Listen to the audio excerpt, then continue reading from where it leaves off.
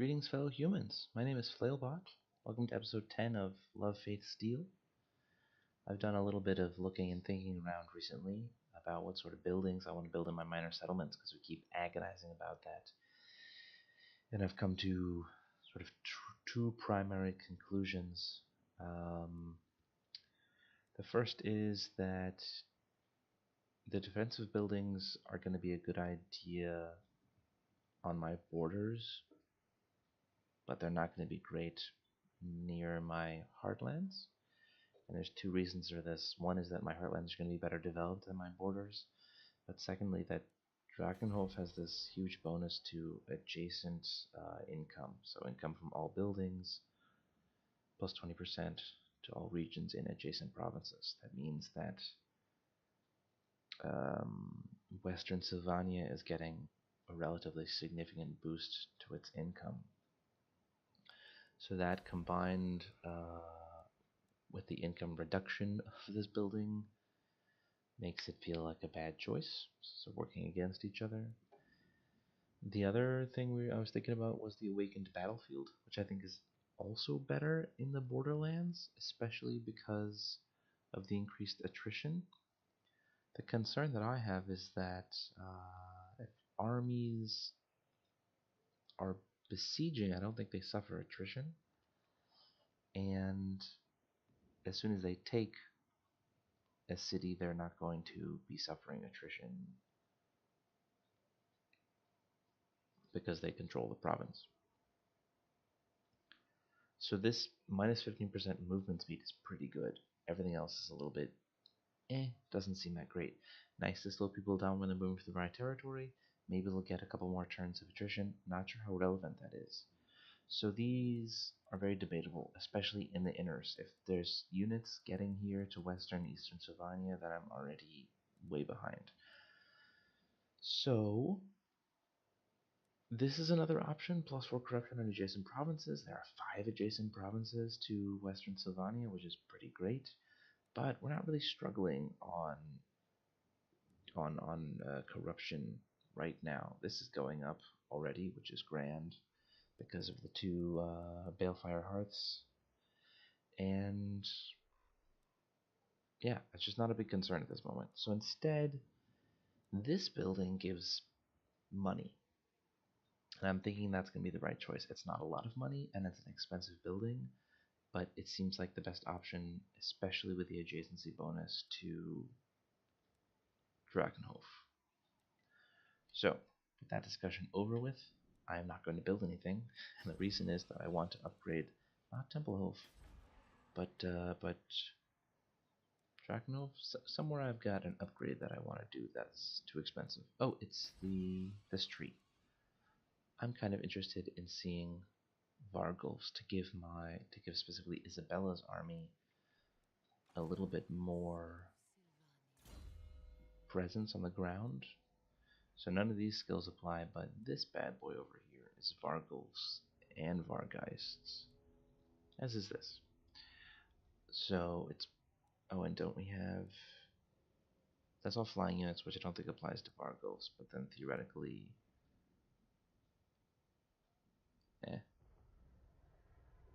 we're probably not going to get that many Vargulfs. Well, these bonuses are pretty great because they apply to everyone. We'll see. But we'll likely get this because we have 3 Vargulfs. We're probably going to get a Vargeist or 2. Other way around, we have 3 Vargeist or 4 Vargeist. Probably going to get a Vargulf or 2 and a Terrorgeist, definitely. So this is going to be a big bonus to all of those units.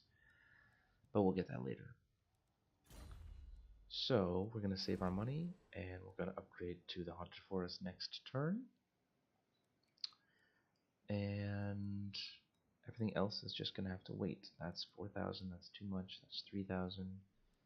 This is another building I'm considering getting rid of because I want to build an income building here. This also gets the bonus, it's Western Sylvania. And the same thing here, building another income building here is going to be much more potent than not. Or much more potent than in Western Sylvania because this bonus is double. Plus 50% incomes instead of plus 25. Yeah, so that's our plan. We're going to save some money. And our other idea is we've got this corruption going up, and it's not going to last very long. So I think we're going to go hit Vertbad and... Actually, we could probably proc a rebellion here. How many turns is that? 10 turns?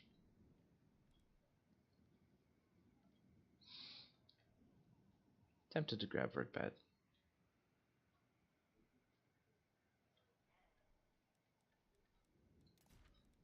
Should have decided what we were going to do beforehand. Oh, Isabella can't move, and you have already moved there. Alright. I also said I wanted to take Beckhaven, and I think that's probably a good idea to grab Beckhaven because it will also spread corruption into Ostermark and the rest of Ostermark. And that's good news.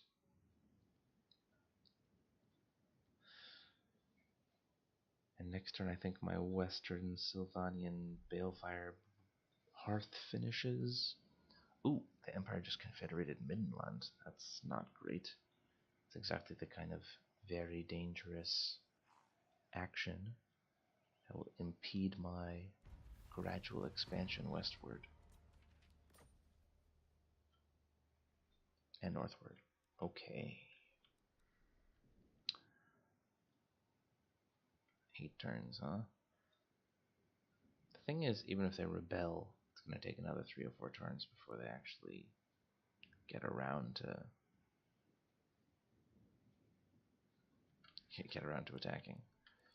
So let's see, what settlements can I upgrade? Not you, but I can upgrade to the witch house, or I can upgrade my tree, or I can upgrade my army thing. So many options. We're gonna upgrade the corruption spreader because this is it's gonna hit 5 adjacent provinces. I know I said we were saving to upgrade the Vargals, but I don't think we can afford the Vargals really right now. So we have so many things to spend money on. So many things to spend money on. So we're gonna hit Beckhaven while we have a chance. Vlad is just gonna doodle about. Doodle. Doodle.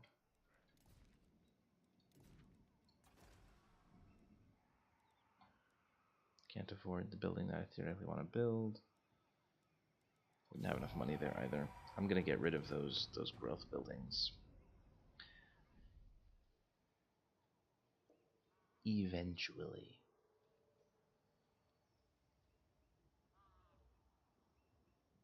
Certainly managed to avoid committing to any specific time frame there. So this is the 10th episode, which is pretty wild. This will be my longest Let's Play series yet, which is exciting. I've really been enjoying this playthrough. I think it's a little bit slow for you guys because there's a lot of, in at least in Steel Faith overall, there's a lot of like thinking and considering and planning compared to the normal game. The normal game is significantly easier. I mean, I don't play on super hard mode, so that's not surprising. But the thing is, I also feel compelled to explain things so that you guys know what the heck I'm thinking. Like I just upgraded Vlad in order to get more magic reserves, and so why? Well, this, that, and the other. So I gotta keep you guys up to speed, or else it's not very interesting. And of course, I gave Vlad the improved magic reserves because he does cast. He's a caster, and improved magic reserves are going to help the whole team, regardless of how many casters he has. My whole side of battle, because that reserve can be pulled by anyone.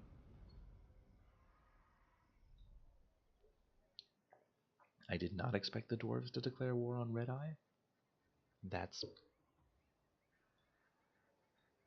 a little confusing. I didn't even know they were adjacent.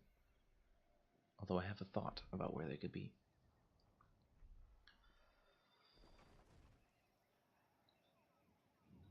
Is the mood still suffering? Oh, nice. Dang.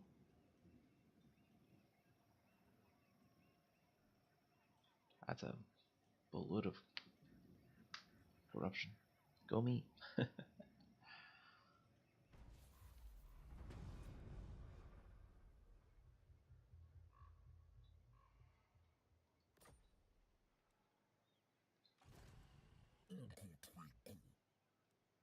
Chow's Warhounds. Well, hopefully he'll remain friendly. I don't have any beef with those guys. I'm thinking that maybe the Red Eyes who occupy this area are adjacent to the dwarves down here, because I believe this is where the dwarves start, and they have a bit of a... They could have confederated someone over here, so maybe they have some adjacency and are being aggressive. I don't want to go through that whole forest, do I? Piss off Talabaklan some more. Maybe I should just annoy... Yeah, they're going to be richer, so I'll go this way.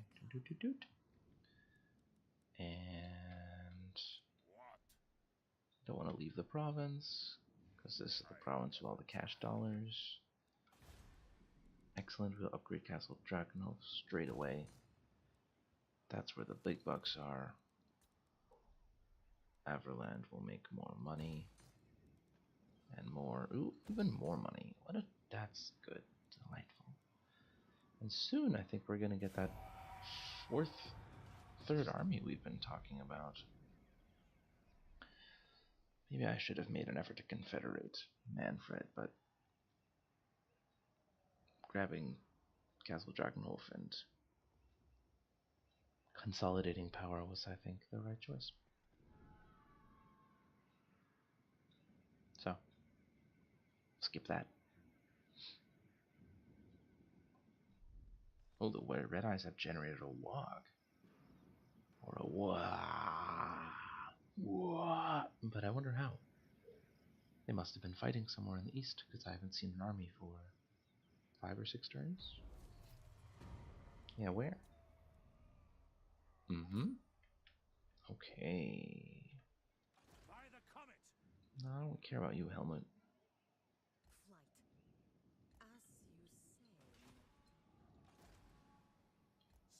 These guys probably don't like me. Because I've invaded their territory for 10 turns. Or 5 turns, or whatever.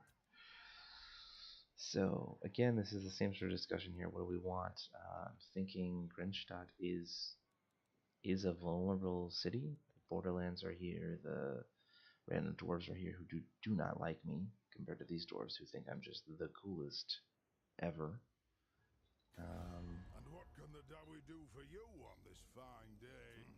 Dang.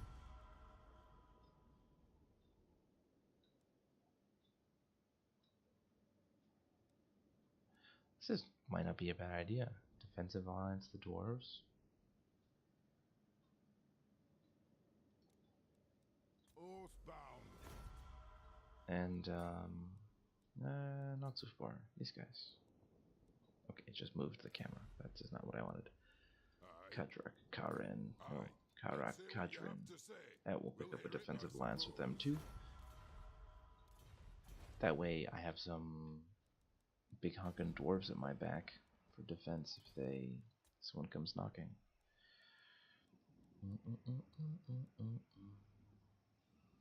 These guys are good, and I have the territory to produce them, or the what's it called? What's that called? The other building. The infrastructure. Okay, everyone's moved. Raiding is certainly making it take longer to get places, but earning 2,000 extra money a turn from raiding is pretty great. I need to remember that I'm doing that and think about and not overestimate my income, because it's like 6,000 right now, but as soon as I stop raiding it's going to fall heavily. Thou art most welcome. You know, I'm going to decline, because I don't want you to declare war on some random orcs and me have to go over there and fix things, so...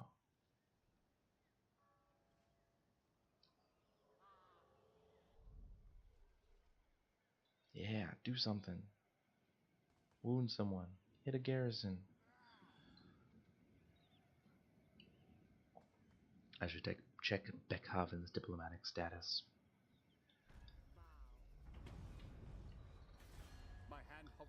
They have a defensive alliance with Ostland, who is right behind them. Okay, that's alright. So we'll do sort of a lightning strike kind of thing, where we grab their town in one go.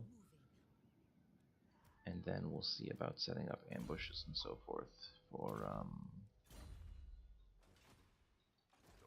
their allies.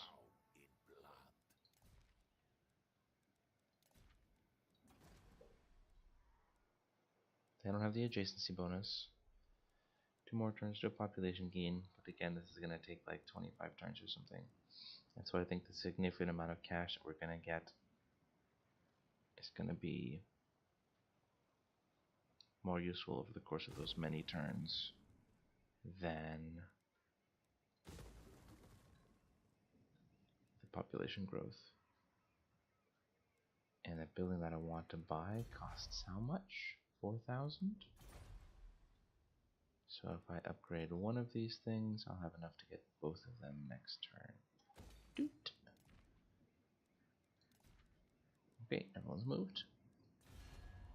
No one else likes us. Oh, they like Averland. That's why they hate us so much. That's okay.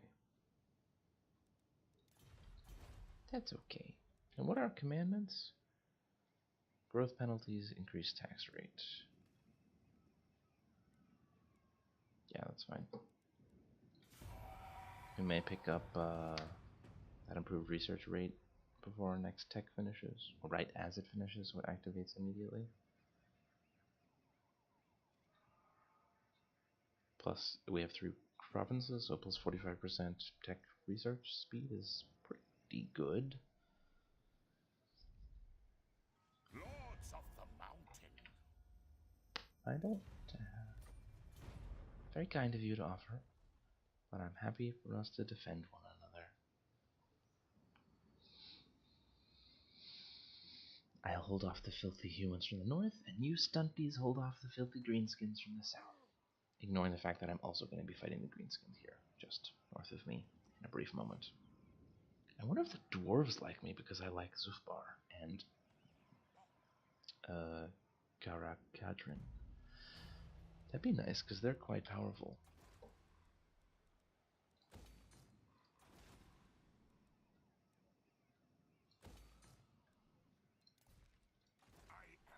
Okay.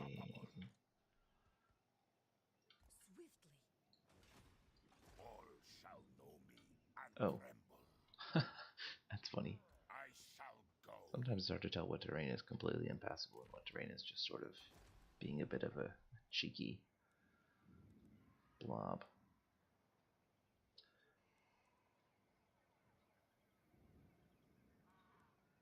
Okay, one more turn for our tech, which is what? The improve more Vargeists, and then we will grab our Vengeful Spirits buildings, the buildings I'm building. Our Vengeful Spirit buildings. Yeah, this is the one I've been building everywhere. So plus 30% income would not be bad. But I think the 45% reduction, because it's going to be temporary, I'm going to turn it back off.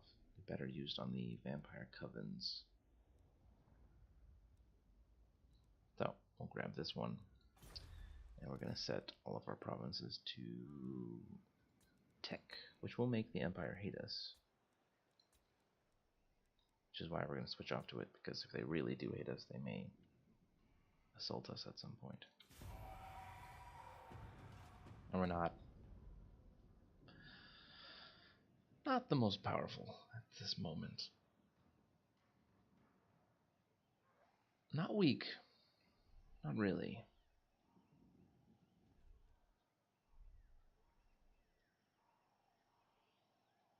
Castle von Rauken.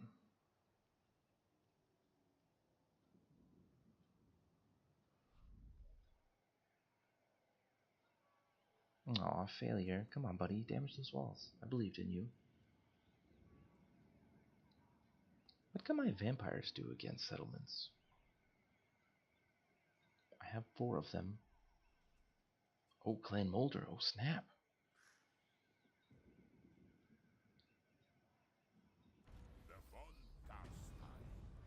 Okay. Hero Grim across for Banshees. How exciting. Oh, I got a White Lord. I know a White King. So apparently 45%. Oh, I guess it's not a 45% reduction. That would be more like 190% speed. So it's 3 turns. Saved. Yeah, not bad. So she just picked up the hunger, which means we're continuing on her casting thing. We're going to pick up the power drain.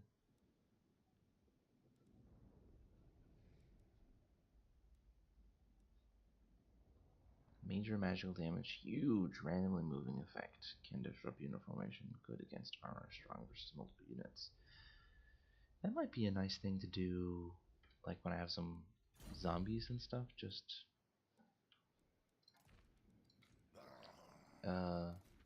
holding a line. So these guys can damage building. Okay, that's not particularly compelling for settlement effects. And where is this White King? He can spread public order, he can wound assault units, assault garrisons, or training. Not so useful with Vlad being, well, in the army. Oh, he only has one line. Oh, because he's not a caster, of course. So he fights.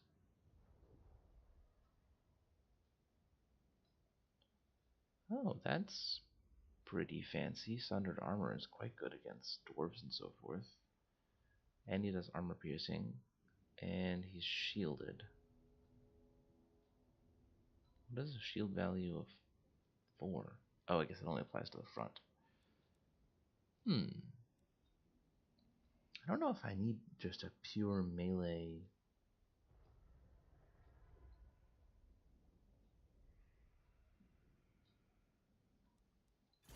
guy. Especially since my vampires... Why do my vampires cost 435 in upkeep? Dieter costs 228. And yet I have... Recruitment cost minus 70%. Okay, that's not relevant. Never mind. But don't I have this, like, faction-wide buff thing?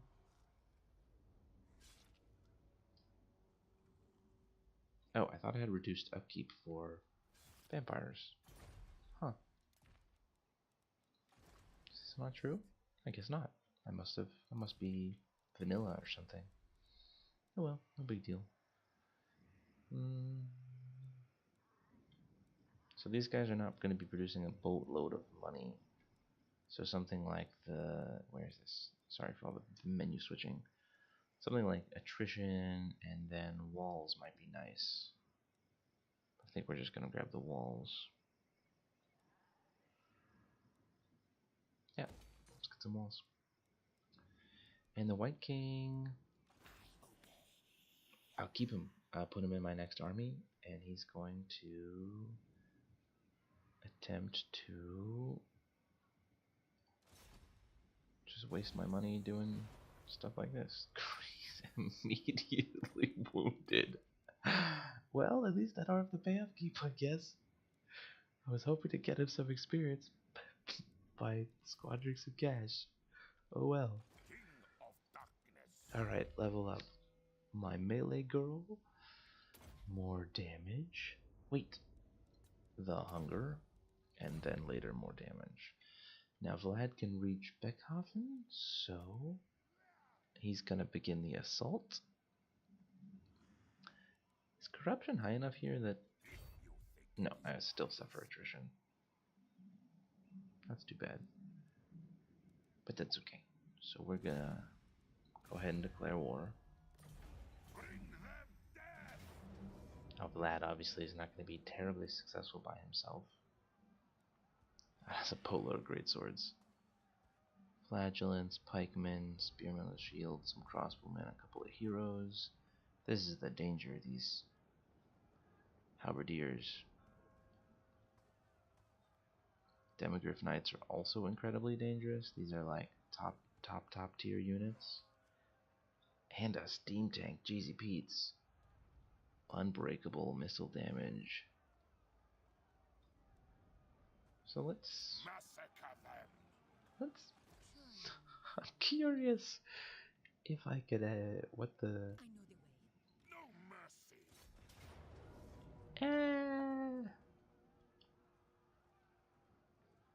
What if we just continued our siege? We don't really need a battering ram. They're not that useful. Although, they don't have that many melee units. Ranged units.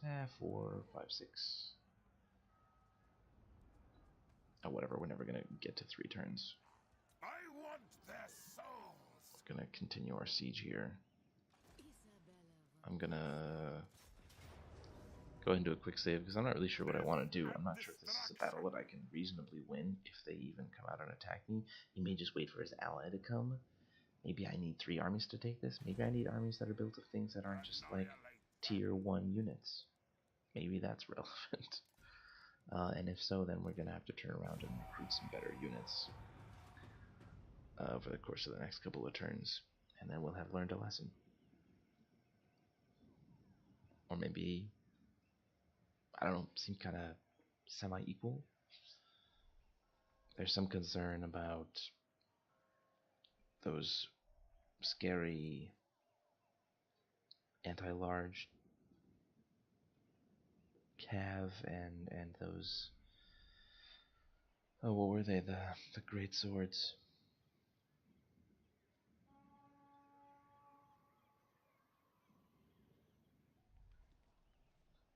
Although, well, let's see, maybe next turn Ostland will come over and wreck my face. So we picked up Undead Resurgent, we picked up Flight of Doom, Dark Pact we're not so interested in. We are considering definitely picking up Invocation of Nehek because of the area of effect, and Von Hell's Dance Macabre also because of the area of effect. And the Curse of Undeath heals things as soon as we cast, which is great. So, Invocation of Nehek it is. And this is my fighter girl. She already has the hunger and fervor. Now she just needs a constant boost to leadership for everyone, which is good. My guys won't crumble.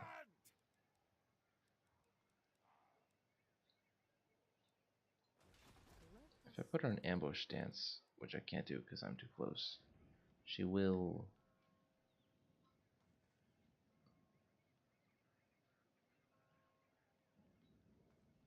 She may not reinforce. That's the danger.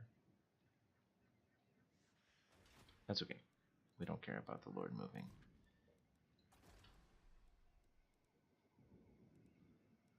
It'd be good to get... Not White Kings. Oh, we upgraded that already. I wanted the Grave Guards with great weapons. Can't pick up that yet. We don't have enough money, do we? Just barely. 10,000 for the Vampire Crypts. 10,000 for the Forbidden Library. Plus 12% faction-wide research rate. Whoa. Wowza. Crewman Cross.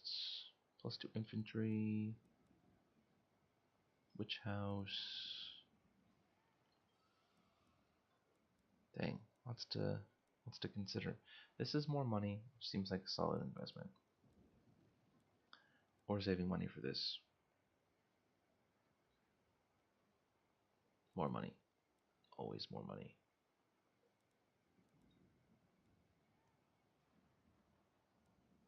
Yeah, we're never going to have good diplomatic relations with the Empire. Not when we're building corruption spreading buildings. So, let's see. Vlad has built...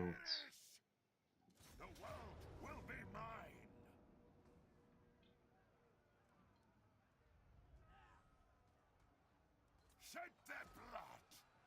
Vlad has built 2 siege towers. We're going to see what Ostland does. If they don't come in, then I think we're going to attempt this battle. It may be a huge disaster. Also, this episode is probably incredibly long already. Not incredibly long. We could squeeze in a battle. Okay, he just stayed there. So we're going to force the battle. That's what's going to happen. I hope we don't lose horribly. Yeah. Hopes and dreams. That's what it's all about. Hey guys, this is Flailbot. As it turns out, the rest of this recording ends up being more than half an hour long, so I split it into 2 parts.